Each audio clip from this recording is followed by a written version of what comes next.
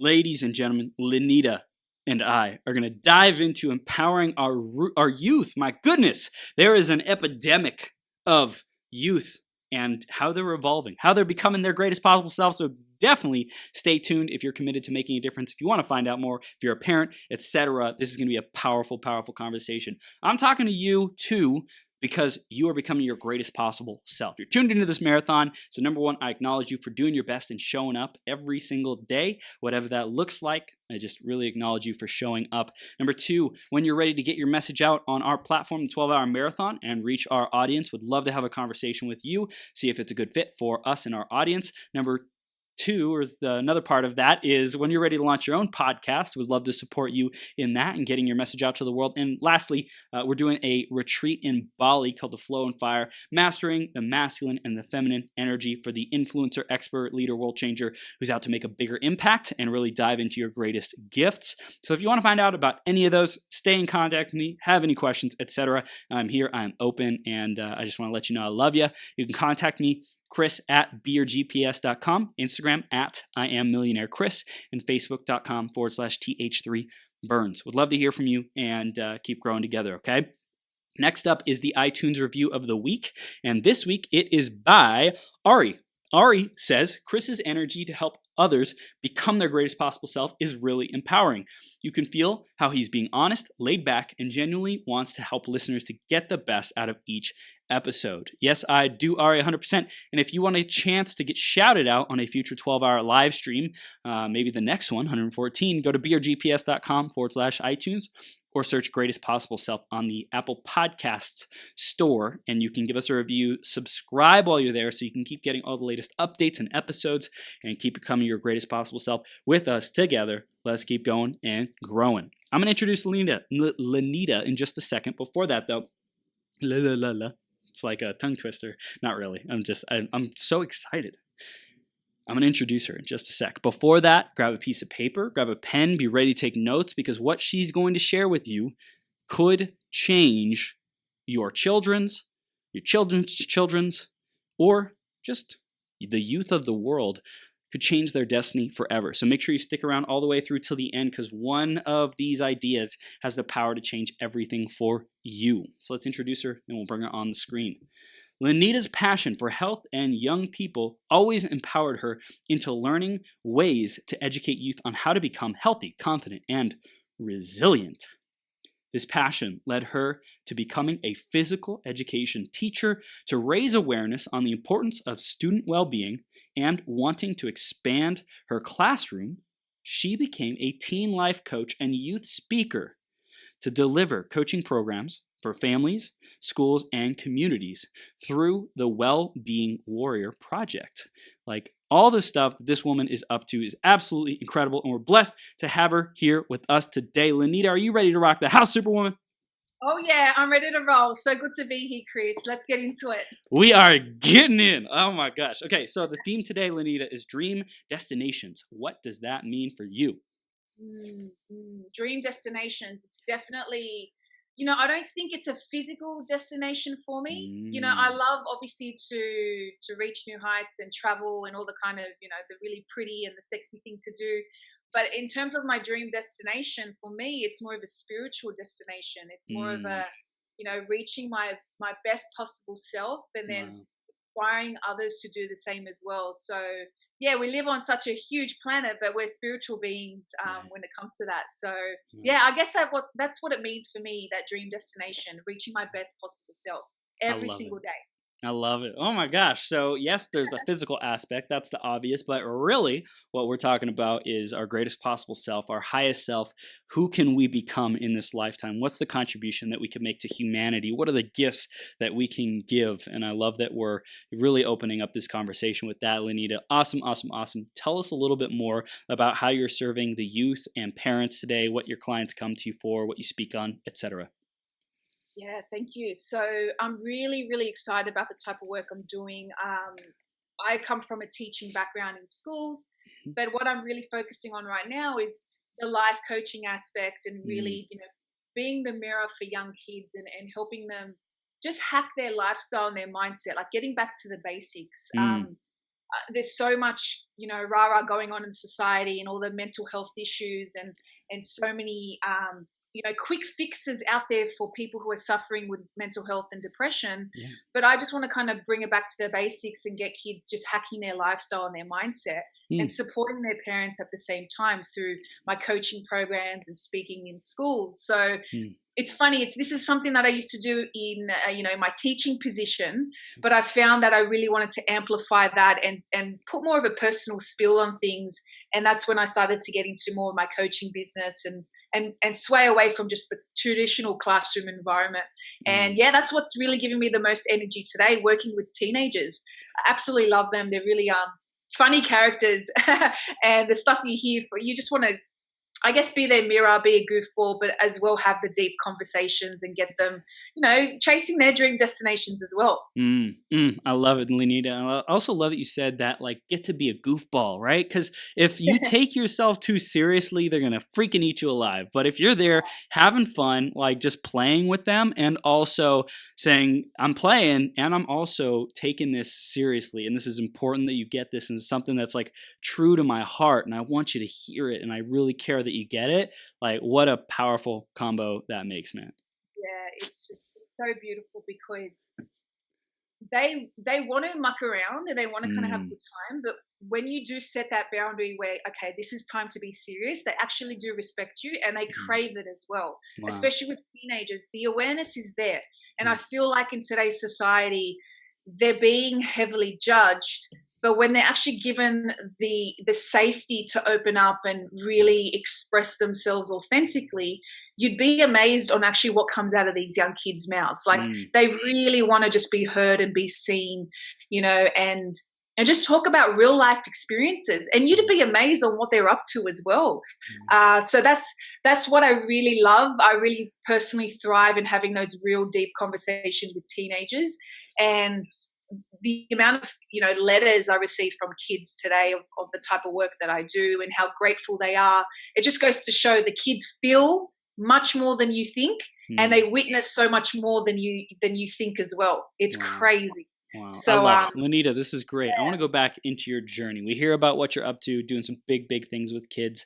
Before we go into any further into what we can do, the lessons you want to share with us, really, let's go back into your journey. What inspired you to be a teacher? Yeah, that's a great question.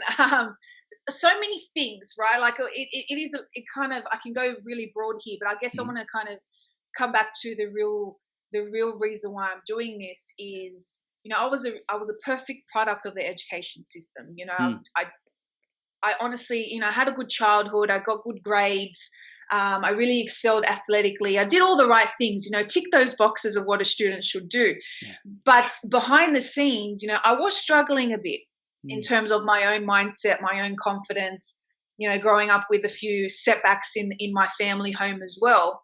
So the one core reason why I was able to excel, whether it was academically or athletically, it wasn't because I was gifted. It was because I had a really strong mentor in my life, and that was my mum. And still today, that's my mother. So that was the real, winning point for me. I just had really strong mentors in my life. And I tell kids today, I didn't get good grades because I'm academically gifted. It's far from the truth. I struggled academically. And then when it came to athletically as well, I had good coaches around me. I had really good positive mentors. So that was what inspired me to become that type of mentor with young kids. On the flip side, though, when it came to the type of bullying that I was experiencing as a kid, it never came from my peers. It never came from my friends. It actually came from certain adults in my youth journey. And so that kind of just put things into perspective as well, where I really wanted to show up as a really empowering adult in a child's life, and then get that feel from the motherly nature that I received and the sporting coach, and then just tie that into my entire purpose today as an educator. So I faced both sides of adults, the really empowering adult, and then I also faced a lot of bullying from adults too. And I just wanted to make sure that I could show up really empowering for kids today. So that's what really inspired why me. kids? Why kids and not, let's say, just be a coach to human beings, adults, high performers? Yeah, I think for me, I was a really quiet kid. I performed really well, but I was never kind of seen or heard unless I was performing well. And Mm, so if I wasn't getting the good grades, no teacher would look at me twice. If I wasn't getting mm, good results on the basketball court, for example, I wasn't getting that rapport with coaches. So I wanted to kind of bring in, I wanted to really give kids a voice because I found I struggled with my voice and mindset and confidence as a child. So, mm, yeah, I really wanted to kind of just focus on the kids. And naturally, I think for me personally, coming down to self awareness, I thrive more with my type of work when it comes to teenagers. And I mm, found that that's just where that was my zeal. That's where I mm. found it. So, Sweet spot. Yeah. and I just, yeah, I stuck to that and stayed in my lane. And Mm. yeah, and still till today, I'm working with a lot of teenagers. That's incredible. Awesome. So I want to talk about those first years being an educator. What was that like? What were some of the most challenging parts for you? You had great mentorship, and then you studied to be a teacher. Like, what was it like in your early days as being a teacher? Mm. Early days were great. I was very excited coming Mhm. out of college. You're really energetic. You're like, sweet, I'm ready to change the world. I'm Uh-huh. ready. I got my degree under my belt. And I got out there and started teaching kids, and I loved it. Hmm. Personally, the interaction with kids, I really, really loved, and I found I was thriving. But then the behind the scenes when it came to the system and Mm. the politics and all the other admin kind of stuff that I had to deal with as a teacher, I found that I started to be conflicted with my Mm. position as an educator in society today. So yeah, I found I loved the interaction with kids, Mhm. but quickly I knew that I didn't fit into the education system. That was a really like clear indicator from the beginning. Wow. My personal, the way I teach, my mindset, my Mm. view of the world, it just never fit into class, and I knew that straight away. Mm. From the beginning, and that's when the alarm bells started going off. I'm like, oh shit, I didn't actually think of this. Yeah. Um, so I'm like, what are my options now? So that were the early days of what I was experiencing. Beautiful. And then when did you say I could be a speaker? Yeah, that's a very good question because naturally that kind of happened. I didn't think speaking was a thing. So when I started talking to kids and naturally, teaching, Yeah. I never actually thought of myself as a speaker, which is funny because I do the same thing that I would do in a classroom. Mm. So it was when I started to tap into the personal development events, that Hmm. type of world, and I started to going to a lot of networking events, and I started seeing speakers on stage, and I was like, that's pretty cool. Like, Mm. I resonate with these people. I'd really love to be here one day. And so I just started tapping into my local networks. And once again stayed in my lane. I said I wanted to be on stage, but I want my audience to be kids. Mm. So I wanted to bring them into that world, but through the vehicle that I was building. And yeah, it was just about me going to events in the first place and seeing these people on stage. That's kind of how I started falling into the speaking world for kids. Mm. And then getting your first gigs, how did you do that? What would you say had the decision makers, educators want to say yes to you? I think I was really lucky because I had a strong network in Mm. the education market. So I started to tap into all the voluntary gigs that I was doing at the time. I've worked so much in my community. Hmm. So I thought, you know what, let's leverage that because it's working. I need to start getting a bit of, my marketing under my belt. So I would go to local youth groups, my sporting clubs, Mm. and I would just literally get a friend come in and film what I was doing with the Yeah. permission of the people that were there. And I'm like, I need to build my brand. I need to get more attention of what I'm doing because I was doing so much youth work. It's Yeah. just no one knew what I was doing. Mm. So I had to get myself out there and Mm. leverage those platforms. Wow. Do you share about your journey of becoming a speaker with kids when you speak to them? Yeah, most definitely. That's something that I really love because kids are tapping into, a lot of work now that's not the traditional pathway. They're, Right. they're having these conversations. So Yeah.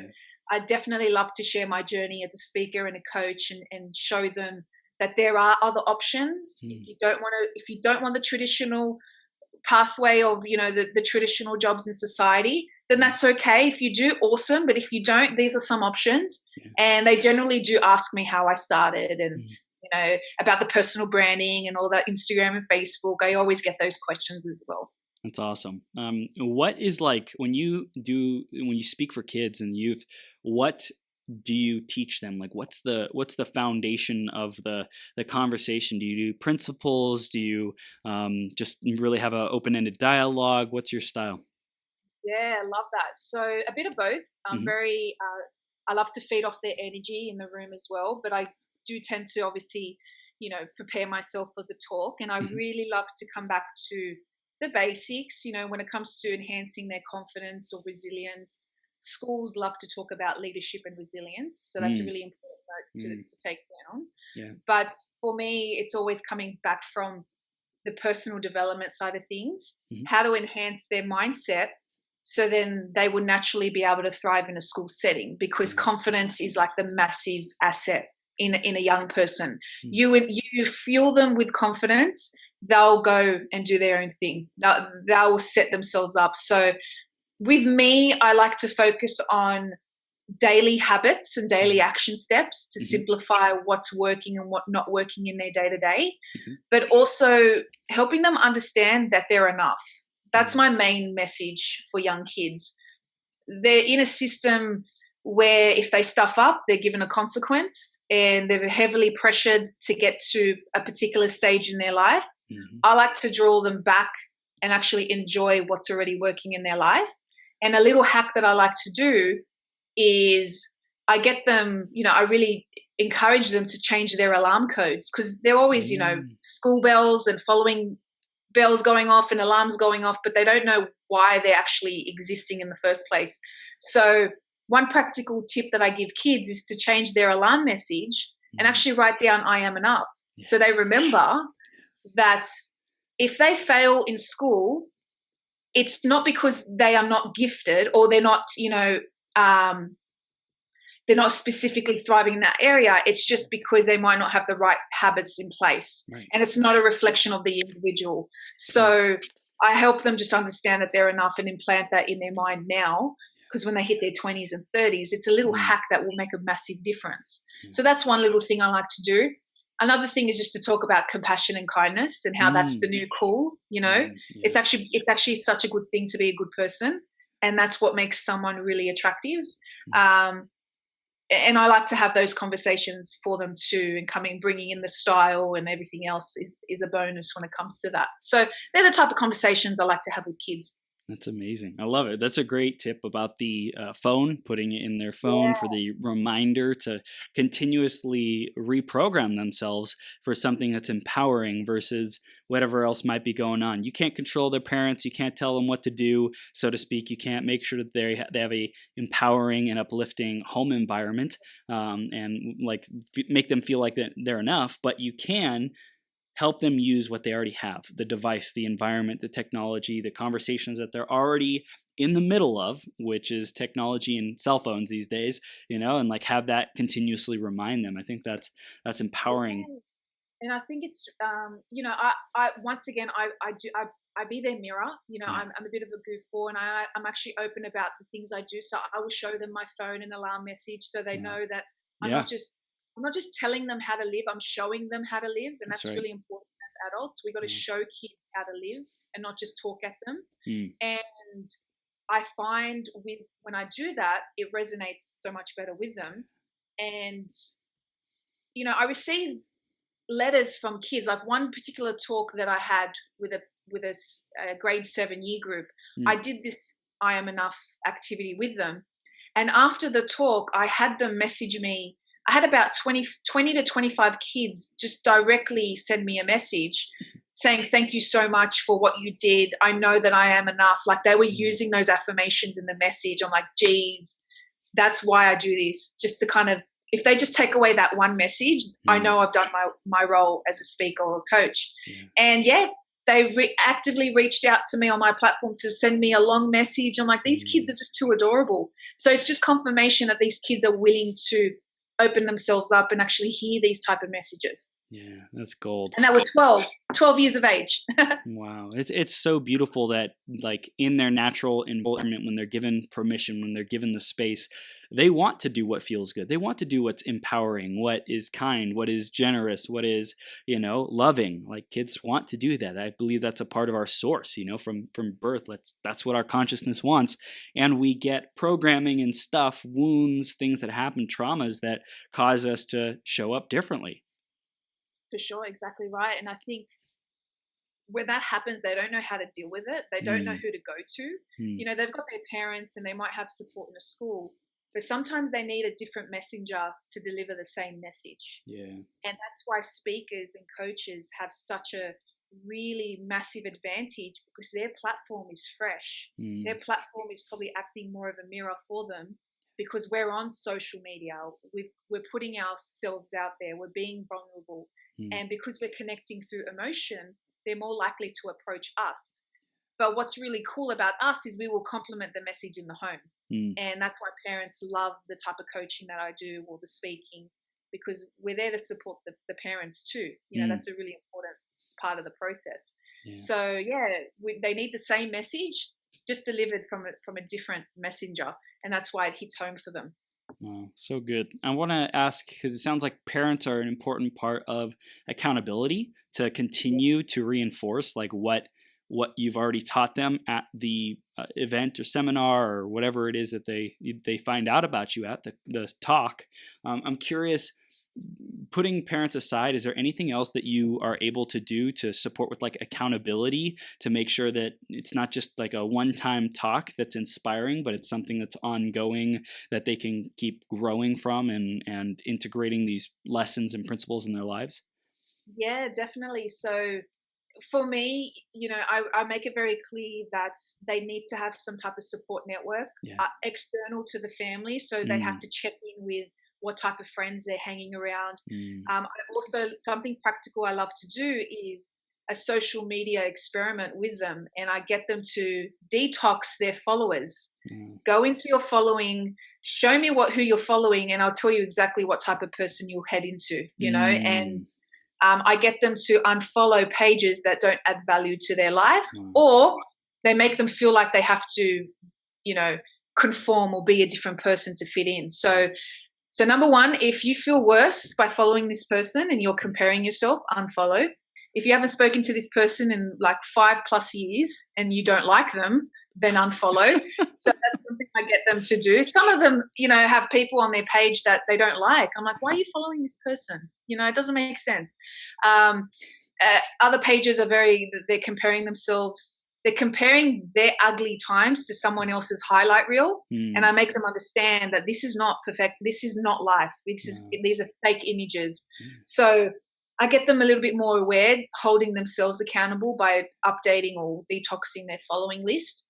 And secondly, after my talk specifically, I make it really aware of that they can reach out to me. Even if I'm not coaching them, that's completely okay. They can reach out to me on my platforms, because I'm always introducing different people on my platforms, a lot of influencers that have healthy, positive messages that they can follow as well. And they know that they can reach me as well. I reply to all my messages. And they're so cute. They don't think I see them, or they don't think I would reply, and they get so excited. So the kids know that they can follow me, and I reply to their messages as well and hold them accountable wherever I can. So they're little ways. The one thing that comes up as a concern for me, and I'm sure you've dealt with it somehow, is like for me, it's like I deal with 18 and older people, like adults, like legal adults, so to speak. And being able to support and empower the youth is like a whole nother set of rules and like what's allowed, like to be able to, like, I think opt in for emails. Like, I think that has to be of legal age. I don't know. But I'm curious how that has been for you to be able to abide by like the principles and the rules and stuff of that, the legal side of things. What's that been like? Yeah, for sure. It's such a great question that a lot of people do tend to think about and ask. For me, it's really important to create those very appropriate boundaries. If you find that you're a little bit worried, then I would say don't even go there Yeah. because that's going to play on your mind. Mm. It's pretty much when you're on a public platform, you're in complete control of how you interact with these people. If anything, I always get them to introduce me to their parents, so Okay. the parents are quite aware. If the kid wants to continue on with that type of accountability and that type of relationship, Got it. I always get the parent involved just so I can back myself. Yeah. If there's no type of engagement whatsoever, I just leave it. Mm. But usually if it goes further than a like or a comment on a photo, then I would get the parent involved straight away. Wow. And that's just from a teacher's mindset. There are a lot of systems and procedures in schools that teachers have to abide by. Mm-hmm. So that legality is really, really important. Yeah. But if they're just following your page and consuming your content with no interaction, then that's completely fine. It's necessary because your content's really empowering. They should be reading these messages. But any type of personal interaction, you pass it on to the parent, and if there's no engagement from that end, then you completely cut off, just so you can back yourself completely legally. It's really, really important. Now, you don't want to kind of get yourself into trouble with working with kids. yeah. That's I get it. That's why I asked. That's great though. You're good. Yeah, parents react really well to that because they're craving support in a school and they're not necessarily getting it. So when they get introduced to someone that's a speaker or a coach, they get really excited because they know they can talk to you as an individual and they don't need to go through an external body to do that. And that's very refreshing for a parent's point of view. Yeah. How do you make sure that you create boundaries for yourself of like your time and your energy? Because I'm sure there's a ton of people who like ask questions, parents ask questions, kids ask questions. I'm sure when kids ask deeper questions, you bring it to the parents. What about when parents ask you questions that you feel like that might involve something bigger, something more? Yeah, for sure. Very simply, like, having a very clear communication system in place. If they want to go outside of a direct message, I just very simply set them up on a call or an interview type thing where they got to schedule in and they got to protect both my time and theirs. So I would formally introduce them to a call. And that's when I have more time to dive in and talk to the parent about what's going on. And naturally, parents love to talk about their kids. Yeah. So they really appreciate that professional side of the thing where you can kind of just get them out of the direct message and onto a phone call. And that's really simple. And then that way I ensure that my times are set up. This is when they can get me. And I don't have to just go all over the place trying to reply to everyone's message at the same time. And that's as simple as it gets, but it's very effective. Yeah, that's awesome. So it's like really just having a process to direct people to, and that keeps you sane. Because it can get crazy. I'm sure you can relate to. Yep. You're like, oh, geez, like this person lives in New York City. I'm in Sydney. How am I going to? It's like put them into a call, schedule it, and you're sweet. Yeah. What's it been like for you, like being more globally known, as you build your brand and your ability to speak and travel and, reach kids and parents around the world? Like, what's that been like for you? It's such a rewarding process for me. In the beginning, it was a challenge because I had the teacher's mindset on. I had a teacher's cap and I had to be, I got to be on privates and I have to create I can't be out there and I can't be traveling because I'm in a job. So it was something that I had to really unlearn for myself. I had to unlearn my mindset as a teacher and get more into the coach, speaker, businesswoman kind of mindset. But once I was really comfortable with being open about my story and putting myself out there online, it's just such a rewarding experience when I have a parent ask me. I was at an event in Melbourne, so another city in Australia, and I was fortunate enough to have a bit of an exposure of my brand at the event. And after that, I had mums coming up to me and asking me about what I do and wanting to talk about their kids, and I was just in awe. I just love that type of interaction with mothers specifically. So yeah, I'm just enjoying the process as much as I can, getting people asking me what I do. And the second they know that I'm a life coach for teenagers, you can see it in their face. Firstly, they think, what is that? Like, is that actually a thing? And secondly, they always tell me, where have you been this whole entire time? So I use that as a way to just be unapologetic about my brand and putting it out there, because I know there's a mum or a dad with a teenager that needs what I have. And I'm just trying to think about them the whole entire time and just try to remove my insecurities and just think about them. I've heard people say that like a parent wants their child to be to have like the best chance of success, the most upbringing, and that they would go without food or necessities or whatever else to provide for their kids and make sure their kids are getting what they need. Is that something that you've experienced, or would you say that it's a spectrum, or how do you see it? Yeah, I think it is a common trend, especially with parents who are very hands-on with their kids, because you do come across a lot of parents that they aren't as present for whatever reason, but some parents will do literally whatever it takes, and I find if I'm the right fit, then I go ahead, and if I'm not, I'm very open about that. I don't coach every kid, because I just find if I don't really can support them, I would tell them to go somewhere and I would refer them to someone else. But I find that parents are just like, I need something. And sometimes it's the most obvious thing. It's be their mirror. They just need to you need to talk to them, and the kid will tell you what they need.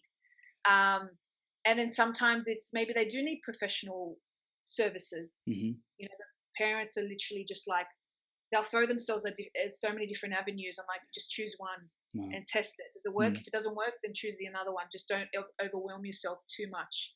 And it's a catch-22. It's beautiful to witness, but at the same time, the parent can become very overwhelmed and burnt out as well.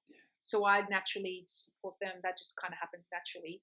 Where when I do check in with the parent, it's kind of like when I'm coaching the parent too, which is really cool. Yeah, that's awesome. What would you say are the top things that these youth, teenagers, as well as parents, what do they come to you for support with and coaching with? Stress and anxiety is a big issue today. A lot of kids are very stressed. 1 in 5 kids are suffering from mental health issues. Not that they have a diagnosis of some sort. It's just they're really stressed out. So a lot of parents come to me and how to really help them handle their stress and pressures from school. And sometimes it is a lot of bullying pressures as well that's going on. And from that, you could understand that the stress and anxiety is affecting their confidence. It's affecting their time management and their whole lifestyle routine. So I try to go the other way around. Let's fix the basics, and you'll see that your stress and anxiety will actually enhance dramatically. So usually it's the big stress anxiety, but I like to dissect it into what's actually going on here, because the stress and anxiety is stemming from something else. Let's get to that issue now. And that's basically what I focus on with parents and kids. What's the most common causes of the stress and anxiety, that root core issue? Definitely pressure, academic pressure from school. It's massive. Kids are very much, they're given so much in such a short period of time, and they don't know how to handle it because they're not being taught how to handle it. They're being thrown exams and books, and this is what you need to study for this test, but they don't understand how to sort out their lifestyle so then they could be thriving in those platforms. Unless it's coming from the home, they're not really being taught about it in schools. So that's one thing, academic pressure. Bullying is another, especially cyberbullying online now with Snapchat. You've got now TikTok, you've got Instagram. There's so much happening behind the scenes that no one's seeing. The bullying online is a big issue. So once again, I try to help them control the type of position they're putting themselves in online. Boundaries. Hold themselves accountable so they don't become vulnerable to those type of situations, but also how to handle the bullying. Be okay with opening up and asking for help. So many kids do not open up because they're afraid of being a dibby-dobber, getting someone else into trouble. Although they're suffering internally with their own pressures, they would rather eat it up inside than get the bully in trouble. That's a big thing that kids just do. So I try to help them understand, if you open up and seek help, you're helping hundreds of other kids that are suffering in silence. So that's another thing, the bullying. And then thirdly, just the lifestyle routine. They're so busy. Teenagers have sport, maybe music, extracurricular activities. Some of them are building side hustles on Instagram now, so they're so busy. So I just get them to sort out their lifestyle schedule, set some boundaries with their family and friends, and just talk to them like, I don't talk to 12-year-olds like they're 12. I talk to them like as if they were 16 or Adults. 18. Yep. And they really resonate well with that. When you talk to them as if they're a little bit older. Yeah. So, yeah, there are a lot of issues going on, but they do tend to stem from a similar pain points. Yeah. This is great. I'm curious because I hear a lot about millennials being the quote unquote snowflake generation, when like everything is easy and like don't hurt their feelings and stuff like that. I'm curious about your philosophy on grit and perseverance. I think you mentioned a little bit about leadership and resilience. What are your thoughts on that? And like, how do you weave that into, yes, you really get the help that you need and like have the emotional well-being and remember that you're enough. How do you balance those two? Very good question. I find with the kids, they want to be taking risks and going for it, but they're too afraid because they're cuddled. They're in a, not all of them, but majority of kids today, they're in an over cuddling environment where they're being told to play it safe. So kids are seeking the grit and they want thrill. They want to jump, but they're afraid because they've been over cuddled. And that's something that I love to talk about with parents. You got to let go a little bit because kids are much more resilient than you think. Kids are probably more resilient than adults because they're in that position, their mindset at that age. They can bounce back quite quickly. It's just we freak out. It's kind of like, when a baby falls, the baby does not cry until you react as an adult. Wow. So if you let the baby fall, obviously within reason, if they do, they're a big fall, they'll cry. No, that's terrible.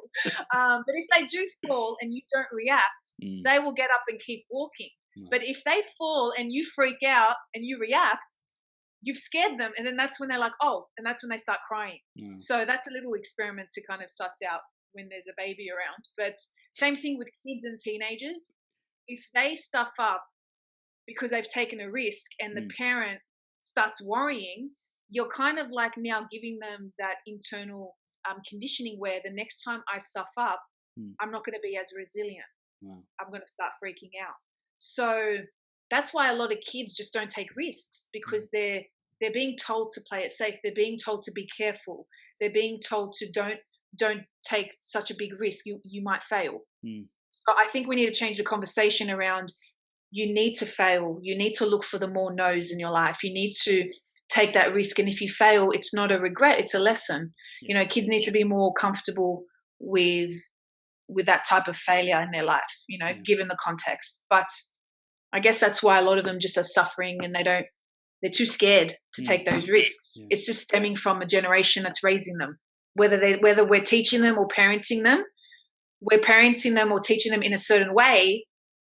And we've created these kids, but now we're judging them for the lessons we've taught them. It's not fair. It's something that the kids are getting copped with a lot of judgment and crap, but they're being taught by the adults. So I don't think we should be judging them as harshly as we are. Yeah. Have you read Growth Mindset by Carol S. Dweck? No, I haven't. Oh my goodness! I'm missing out. Oh my gosh! Do it. I'll remind you later because it's really, really powerful about how the parents of today, they focus the achievement and the celebration of kids when they do good. When they get the A, when they get first place, like that is when you deserve praise, according to, past conventional philosophy. But this woman, Carol S. Dweck, she says, the growth mindset is to say, go for it, do something new, expand yourself, take a harder class, go try to play the violin or guitar. And then when the kid comes back and they say, I suck, you say, great job for trying, for doing it, for doing the thing. And it's a process of getting better. You don't only reward them when they get to celebrity status, right? Playing the guitar. You reward them all along the way and you say, great job for doing your practice, for putting in the time, for putting in the effort. Great job for attempting on the test, on the quiz. Like, hey, you got a C, you got a D. Great job for that. It's not the best. You know you can do better, right? Great. So what is it going to take to get better? I want to just acknowledge you for doing your best. Now, how do we get it to better? And I think that's she probably elaborates and says it better than me, but definitely check it out. Great book. I love that so much, because that is something that schools are wanting to teach. Both especially in Australia, that's a big thing in our curriculum at the moment. Yeah. But I love that so much because it's so true. Like, we need to be helping them take those risks, but also celebrate if that's the best that you did. That is more than enough, for us as the adults. And that was something I was really blessed with my mum. She never put too much pressure on me, and for that reason, I wanted to over excel, because she didn't put pressure on me. Wow. So, and she celebrated every move. But something that we need to be careful with as leaders is not giving the kids every reason to feel entitled. Right. There's a middle ground. You want to celebrate them, but at the same time, they got to earn their position in life. They're not entitled to the success. They got to work for it. But at the same time, we got to be comfortable with, hey, that was a massive win today. Sometimes, that kid opened up a door for an elderly person. Like, that's the reason why you're going to succeed. That emotional intelligence is going to be the winning factor here, not what you get on your grades. And so, that is obviously going to play a role. But who you are as a person, growing into that's going to be the winning factor here. So, definitely celebrate them as much as you can. But at the same time, when they do fail, they fail. And they do have consequences if they're not putting in effort. And having those hard conversations with the kids, which just remind me, one kid, he just wasn't being his best authentic self. He wasn't being respectful, and he was saying stupid things just for attention. And I remember pulling him aside and having a really hard conversation with him about it. And I told him, I'm only hard on you because I can see you're only playing up because you're bored. And this was in a school setting. And after the conversation, it turns out that he's trying to set up his side hustle in business. He's actually really quite family orientated. He was just mucking up in the classroom. And he thanked me and wrote me a letter afterwards saying, I really needed that conversation to be said to me, because not many people take me seriously, which is why he's the class clown, because they just kind of tell him off. Wow. But you got to have those hard conversations and tell kids when they're doing the wrong thing or when they have failed, and hold them accountable to that. Yeah, it's interesting. I think definitely read the book. I'm sure it can say it a lot better than me, but I get what you're saying as well. Like, if your kid gets eighth place, right? You don't treat them like they got first place if that's what they were going for, right? It's not the same thing. And you can't pretend like that's just as good, right? You're still a worthy human being. I still love you, right? You're still like infinitely valuable and worthy, and you can do anything you set your mind to. And the performance is not where you want it to be. The performance is not, if you wanted to hit that first place, then we got to do some different things. And I think that's just such an interesting dynamic and dance. Exactly right. And I think it's just super important. Like, I was a pretty good kid. I used to get afraid of getting into trouble because my mom put me in a good place. She's like, I'll defend you when you're right, but when you're wrong, get ready, because I'm going to just really, really, you're going to cop the consequences. So when I was doing well in school and I was mistreated unfairly, she'd have my back. But when I did stuff up, she'd be the first one to be telling me off, or, putting, consequences in place, taking things away from me. So we got to play both ends here, not just give every kid everything when they do stuff up. You got to, have those tough conversations. So Man, this is gold. I want to talk about the years to come, Lenita, and what you are most looking forward to in your career. As you can see so far, like, what are some big things that you want to be doing, accomplishing, things to bring to the world? Like, what are you looking forward to? Yeah, this gets me so excited. So I obviously, do a lot of groundwork with kids. Yeah.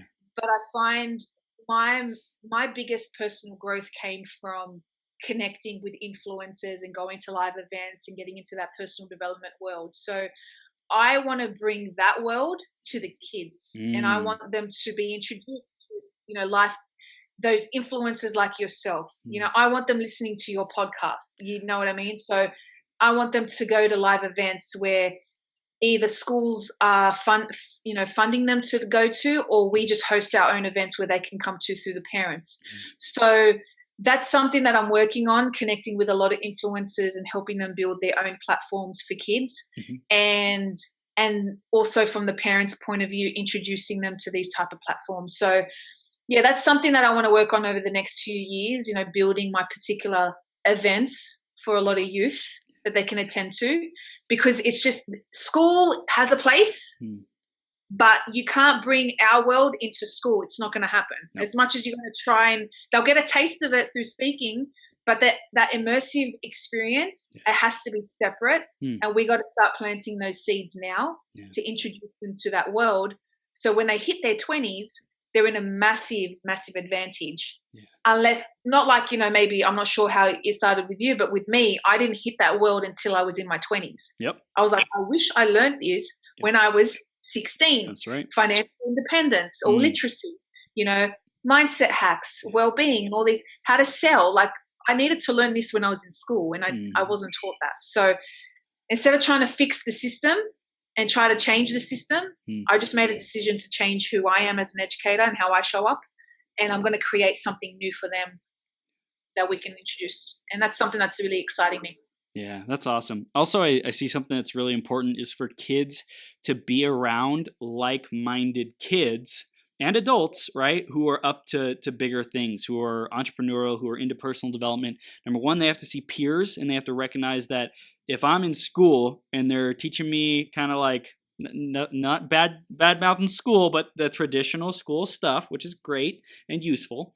But like, you know, the other kids who are building their side hustle, who are building their, you know, business, who are working on themselves, and to be surrounded with people, peers, 12-year-olds, 16-year-olds, whatever, who are around their age, then they can feel it's more possible, number one. So I think that's important, but also to be in the same like conversation with adults who are building their businesses, right? Like how can we truly empower them to succeed unless they're being around what's actually out there in the world? So whatever that looks like, if we have to bring in adults to have a kind of special type of conversation that's like a safer environment to talk about business, talk about personal development and growth, then great. But I just think there has to be both of those for them to like really have a shot and feel like they belong with peers, but also have something to aspire to with adults who, you know, are in their life, who are present in their life, who, you know, build authentic relationships with them. I couldn't agree more. Most definitely. I think because they're more inclined to listen to their friends, and that's just how it is as a teenager. They're conditioned to listen to those most closest to them that they resonate with. And I find it goes both ways. And when they are introduced to those other platforms, that's when they can come together and be like-minded and learn together. And I had there was 3 16-year-old or 17-year-old males that went to a live event that I was at too. So I happened to teach them, and they are pretty close-knit with each other because they just resonate on that level when it comes to business and entrepreneurship and, you know, mindset, etc. So it does help them when they go back to school because they're in that traditional platform, but they can still have those side conversations with their mates. I love it. I wanted to ask the question of who do you get to become, Lenita, to bring these live events and, you know, amazing facilitation and structure and support to parents and kids to be more entrepreneurial, to be more personal development oriented? Like, how do you see yourself growing over the next couple of years, especially? Tremendously, because I find that my growth excels when I know I'm helping other people. You know, a lot of people think I need to grow so much now before I can help someone, which that is truth to some reason. Right. But I find our own personal healing and growth just skyrockets when we can put ourselves out there authentically and help someone else. So I find I'm all about evolving. I'm not going to be the same person this time next year.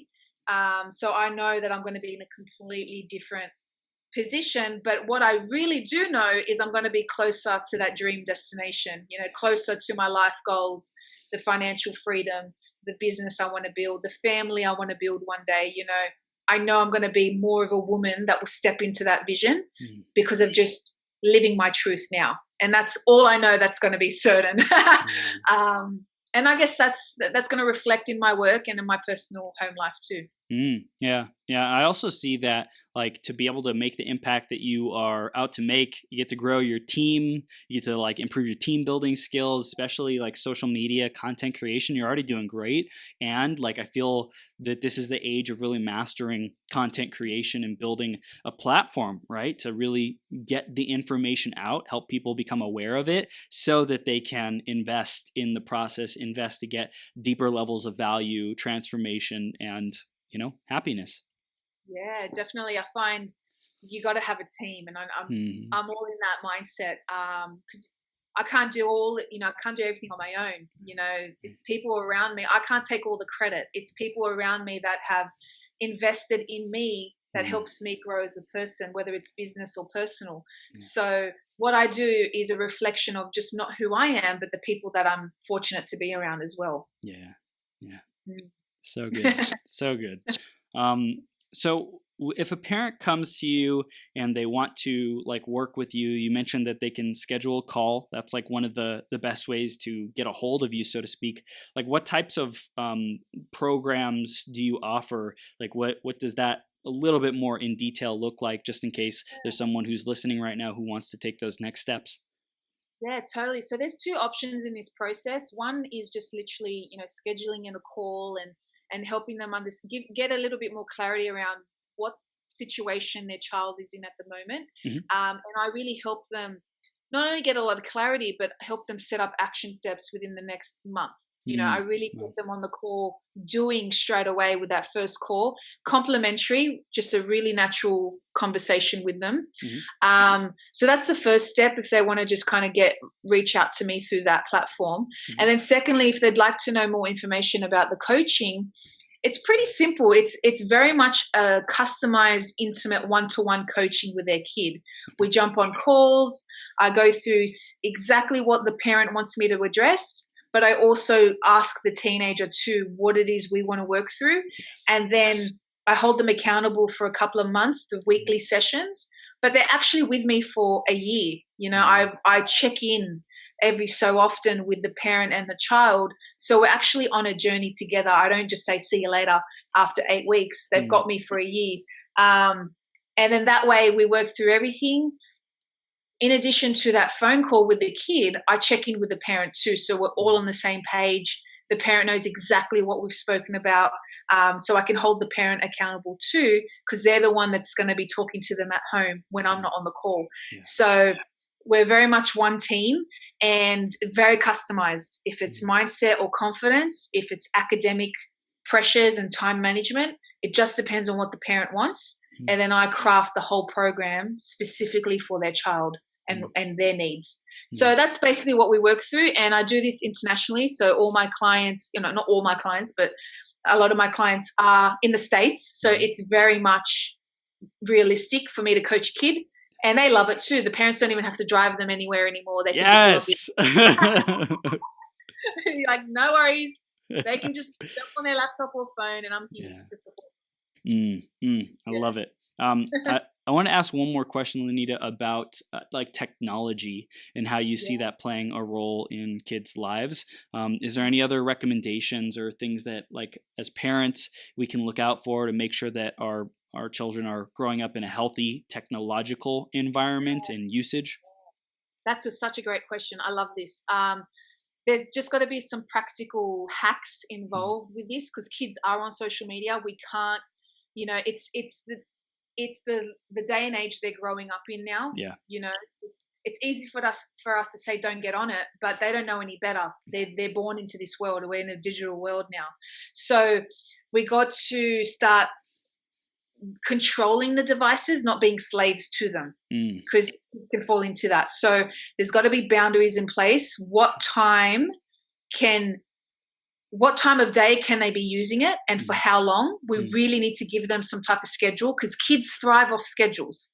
Although they don't want them, they do need some type of structure. So what time of day and for how long they can be on their iPad or laptop, etc., external to what they need to do for school. Secondly, when it comes to social media with teenagers, they have to control the notifications because they're on all platforms. Like one girl I coach, she's on Snapchat 10 hours a week. I'm like, girl, you need to learn how to monetize this in a business if you're going to spend that long on it. Yeah. But, she's great at it too. She's great at TikTok, but she's not having any type of return on the investment. So when it comes to notifications, I do try to get parents to encourage them to turn them off because in the morning when they're waking up, they're in reactive mode. They're like, oh, notifications. And they're not reflecting on themselves in the morning, especially. So turning off notifications is a big thing that kids need to learn how to do at an earlier age. And just boundaries around like what time of day you can use it. This is time to play, because Netflix and all that other stuff. And for how long? Give yourself a limit.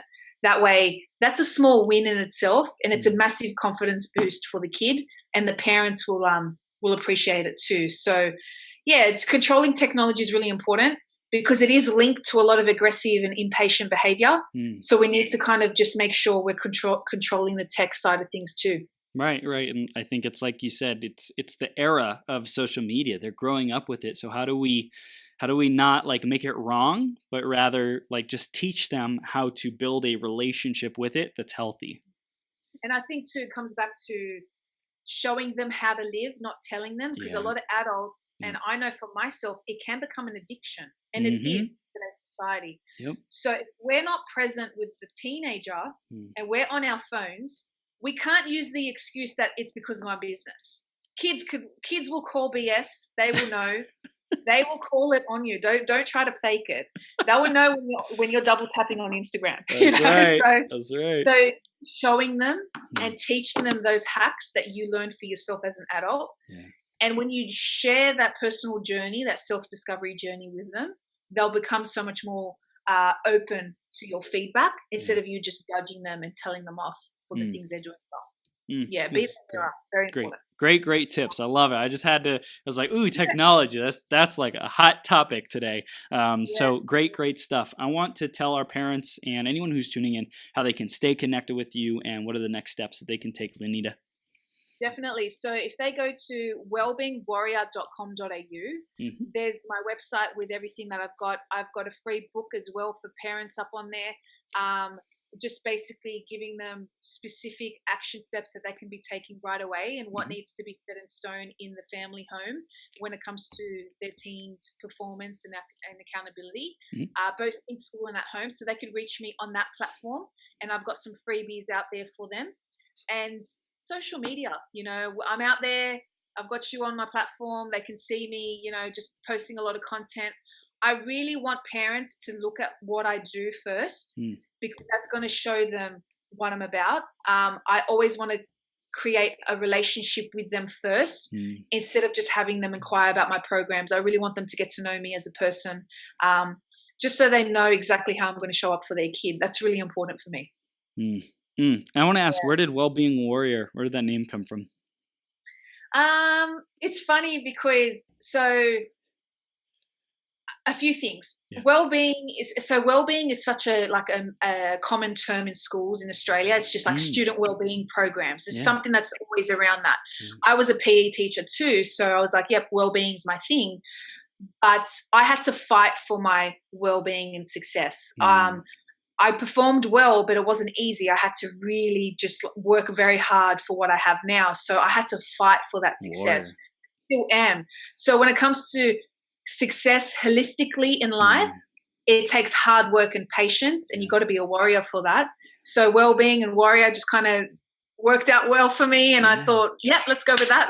That's where I'm at. And it's perfect because it's like hey, you're enough, and you got to earn it. Like that's the perfect freaking balance. That's so awesome. Yeah, exactly. And life and success is not without hardship and dips. The dips is what actually fuels you. The adversity is what's actually fueling your success. So I love to lead with that message. And that's how it came about. So good. I could talk to you all day long, Lenita. I just keep thinking about these things like, What else? What else? Oh, that. What about that? So it's awesome. Super, super awesome. Love what you're doing. I'm excited to see your message spread even more around the world and impact parents and the youth of the next generation. I see you on big, big stages, girl. So keep showing up, keep shining your light, keep being your greatest possible self. I super appreciate this. And everyone who's tuning in, listening, or watching right now, go to wellbeingwarrior.com.au and have a conversation with Lenita. Get to know her more, follow her stuff. And Lenita, keep up the heat. Thank you so much, Chris. I love what you're doing. It's such a blessing to witness your journey and how you're showing up. And, you know, naturally, whether you know or not, you are inspiring me to show up even more for my community. So thank you so much for having me and for everything that you're doing as well. You're welcome, Lenita. We'll see you soon, okay? Thanks, Chris. All right, bye-bye.